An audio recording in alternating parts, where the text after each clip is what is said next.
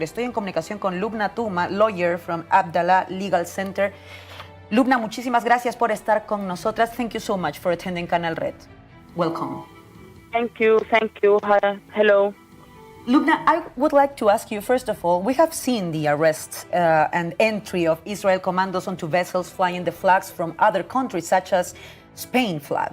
So, what I would like to ask you, is it legal for them to intercept these vessels and to do it in international waters?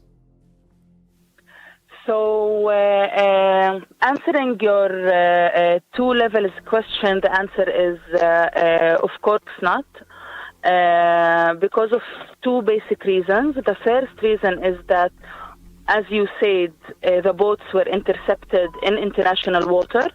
Therefore, Israel doesn't have the authority to intercept any of the boats that are sailing in the international water.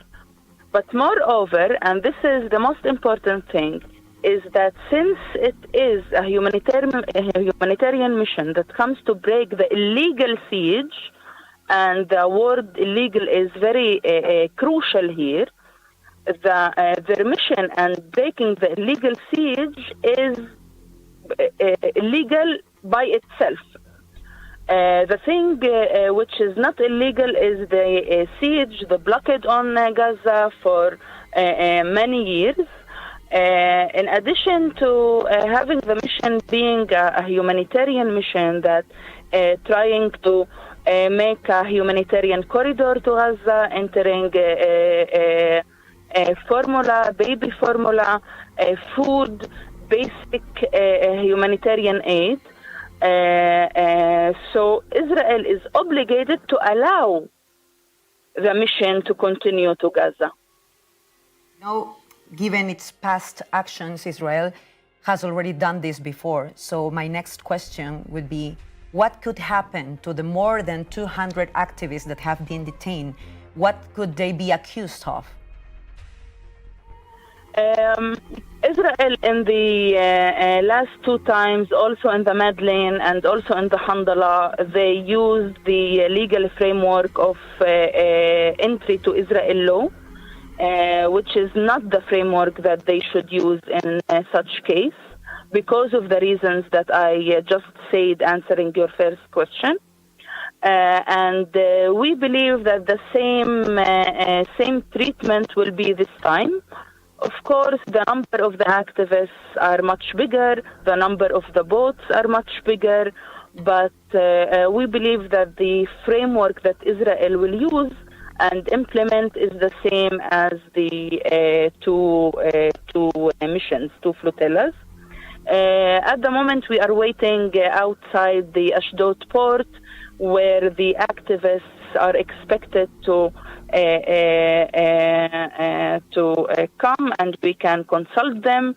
And after the legal consultation that we give, there is the hearings about the legality of entering to Israel. I would like to ask you, how long could Israel detain activists that, for instance, refuse to sign any indictment or just refuse to get into the express deportation? How long can Israel keep them? So, first of all, the activists can sign a document that can rapid their deportation, and by this document they won't see a judge. But if they refuse to sign, then they will see a judge in order to decide whether the deportation and the custody decision is legal or not. They are obligated to see a judge within 96 hours. Usually from the past two missions during the genocide, but not only, also other missions in former years, Israel is interested in deporting the activists as soon as possible. They can't hold them more than a few days, and they are not interested in holding them in captivity for a long period of time.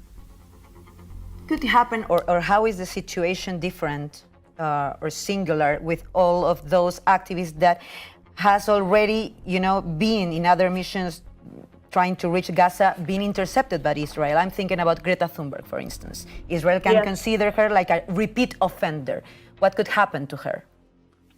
Well, this is a very important question, but I can answer you the legal framework, and I can answer you the other aspect of the implementation framework. And why I'm doing this distinguishment, because according to the legal, of course, Greta, as such, as an example of a repeated activist, she's not allowed to enter Israel. She has also prohibition from entering Israel. But the implementation says otherwise.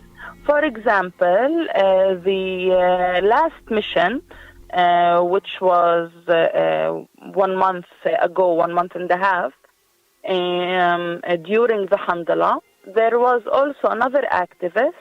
He is Spanish, by the way, and he was a repeated passenger, a repeated activist that decided to come on the Handala after the Madeleine, but the authorities treated him similar to other activists. So we don't expect another treatment, but in such reality, in such discourse, in such framework, Israeli framework, you can never imagine what they decide to do, but we don't think that there will be anything, nothing will change in our opinion. So, Lubna, I would like to ask you about the governments. What could the governments do to, how could they now effectively protect the activists from their country? I mean, from Spain, but not only from Spain. I'm thinking about Italy, I'm thinking about Brazil, I'm thinking about Britain. I don't know. So how could they actively and effectively protect their citizens right now? Well, the government's role are crucial. And that's not as a lawyer saying that. First of all, it's very legitimate for a government to want to save their citizens, especially when their citizen is kidnapped from international water or kidnapped during humanitarian mission, humanitarian aid. So the government should do more, and this is also the request and the demand from the activists themselves. They demanding their governments to act on saving them, and yes, their role is very crucial because they can also push the Israeli authorities for the activists to complete the mission, entering a humanitarian aid to Gaza, and the genocide, the ongoing genocide in Gaza, and also saving the activists. I hope governments hear you. Lubna Tuma, lawyer from Adala Legal Center, thank you so much for being with us this morning. Thank you so much. We'll keep you updated.